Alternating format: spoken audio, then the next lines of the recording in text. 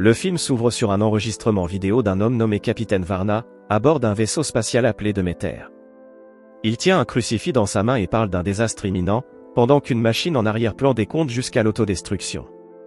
Mais quelques instants plus tard, la machine annonce que l'autodestruction a été annulée et que le système est revenu à la normale. En entendant cela, le capitaine Varna crie, et la transmission vidéo se coupe soudainement. La scène se déplace ensuite à l'an 3000, où l'on voit un vaisseau de récupération spatiale nommé Mother 3.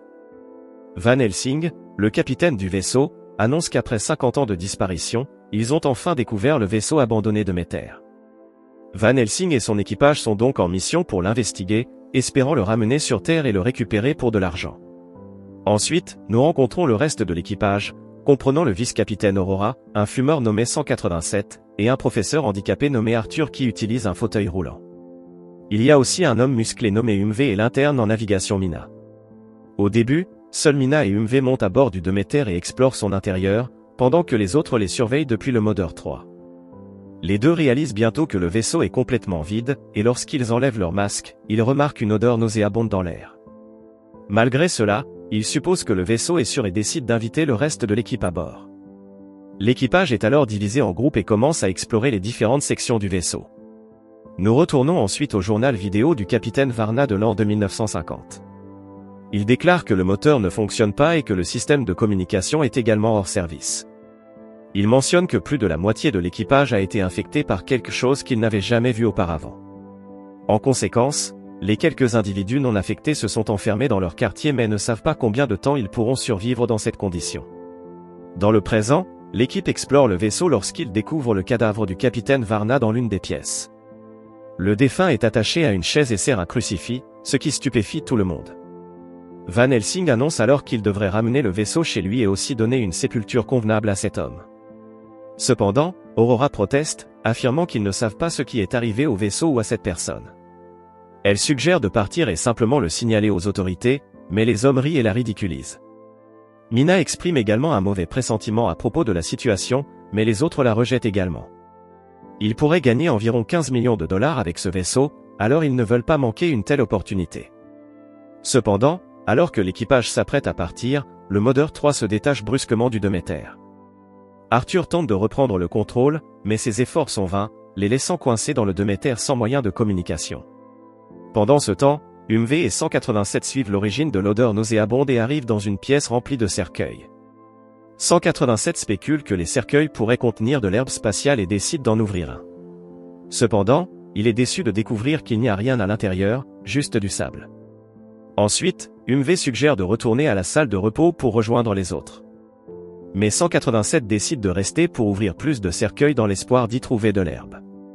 Malheureusement, dès que Umve part, 187 est mystérieusement attaqué par une figure invisible. Dans une autre partie du vaisseau, Van Helsing regarde un journal vidéo du capitaine Varna, espérant trouver des informations.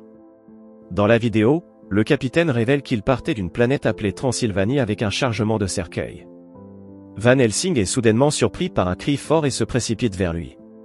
Le reste de l'équipe entend également le son et se rassemble dans la pièce avec les cercueils. Ils y découvrent 187, gravement blessé et avec un os qui lui perce le genou. L'homme essaie de dire quelque chose, mais il finit par perdre connaissance. L'équipe emmène alors 187 dans la salle de repos et le met sur un brancard. Aurora s'occupe ensuite de sa jambe, puis tout le monde retourne à ses tâches. Arthur appelle plus tard Van Helsing et lui montre que 187 a des marques de morsure sur le cou. Les deux tentent de comprendre ce qui a causé cela, mais soudain, 187 se réveille. Ses yeux brillent en rouge, et des crocs sortent de ses dents. L'homme jette immédiatement Arthur de son fauteuil roulant et le frappe violemment.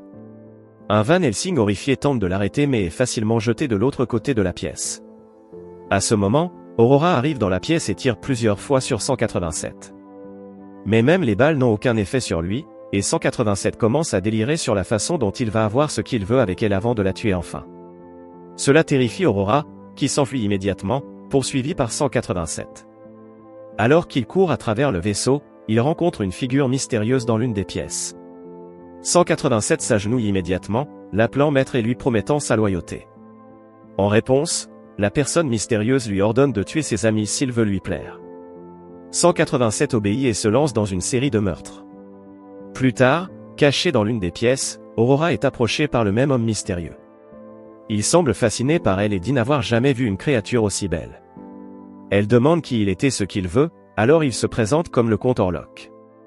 Après avoir caressé de manière inquiétante son corps, il s'approche du cou d'Aurora pour la mordre, mais la scène coupe brusquement avant que l'on puisse voir ce qui se passe. Ailleurs, Mina soigne les blessures d'Arthur, et l'homme est encore bouleversé par ce qui s'est passé. Pour le rassurer, Mina prend une arme et sort pour vérifier. Elle lui montre qu'il n'y a personne et lui demande de se détendre. Mais à ce moment-là, 187 apparaît et l'attaque immédiatement avant de refermer la porte sur Arthur. Terrifié, le professeur frappe sur la porte et supplie l'homme de laisser Mina tranquille, mais en vain. Plus tard, les trois autres arrivent dans la pièce, et Arthur leur raconte en larmes ce qui est arrivé à Mina. Pendant ce temps, Aurora informe le groupe de sa rencontre avec Orlok. Elle révèle qu'il vient de Transylvanie, une planète de vampires. Elle explique également que leur planète est maintenant morte, et qu'Orlok a payé pour faire transporter plusieurs cercueils, dont l'un contenait Orlok lui-même. Aurora précise qu'ils l'ont réveillé par accident, et qu'il a désormais soif de leur sang. Cela signifie qu'il finira par les manger et les transformer en vampires. Tout le monde est choqué par cette révélation, mais ils sont encore plus perplexes quant au fait qu'Orlok ait épargné Aurora. Elle tente de justifier cela en disant qu'elle n'est peut-être pas son type, mais les autres ne la croient pas. Ils examinent ensuite son corps à la recherche de marques de morsure, mais n'en trouvent aucune. Aurora leur demande de lui faire confiance et insiste sur le fait qu'elle n'est pas un vampire. Malgré cela, un Van Helsing méfiant la tâche au cas où elle mentirait et pourrait les attaquer. Il ordonne ensuite à Umve de la surveiller pendant qu'il va avec Arthur sur le pont principal pour démarrer le vaisseau. Ensuite, Aurora essaie de convaincre Umve de la libérer, mais il refuse de l'écouter. Elle tente même de le séduire en lui proposant de se déshabiller pour prouver qu'elle n'a aucune morsure, mais Umve refuse toujours. Ailleurs, Arthur et Van Helsing font des recherches sur Internet à propos du comte Orlok et découvrent qu'Orlok n'est qu'un pseudonyme pour Dracula. En étudiant le folklore des vampires, ils apprennent que ces créatures ont été vaincues autrefois par un homme nommé Van Helsing il y a plusieurs siècles. Arthur dit alors à son capitaine qu'il pourrait être un descendant du Van Helsing original. Cela expliquerait leur présence ici et le fait que Dracula cherche à se venger. Cependant, Van Helsing n'y croit pas et pense que c'est peut-être une simple coïncidence. Pendant ce temps, Aurora tente toujours de persuader Umve de la libérer lorsque 187 commence à frapper à la porte de l'extérieur. Il pleure et supplie qu'on le laisse entrer, affirmant qu'il est sur le point de mourir et a besoin d'une aide urgente. Aurora dit à Umve de ne pas ouvrir la porte, mais l'homme se sent mal parce que 187 est un ami proche. Après de longues supplications, il finit par ouvrir la porte et laisse entrer son ami. Cependant, c'est une énorme erreur, car 187 change immédiatement d'attitude et attaque Umve. Entendant les cris, Van Helsing se précipite et tire plusieurs fois sur 187, mais cela n'a aucun effet sur lui. 187 se met plutôt à se vanter d'être un vampire immortel. Pendant que 187 est distrait, Umve s'approche discrètement par derrière et plante une queue de billard dans son cœur. Cela s'avère efficace, et le vampire finit par s'effondrer. Ensuite, Aurora demande aux hommes de la libérer, mais il reste méfiant à son égard.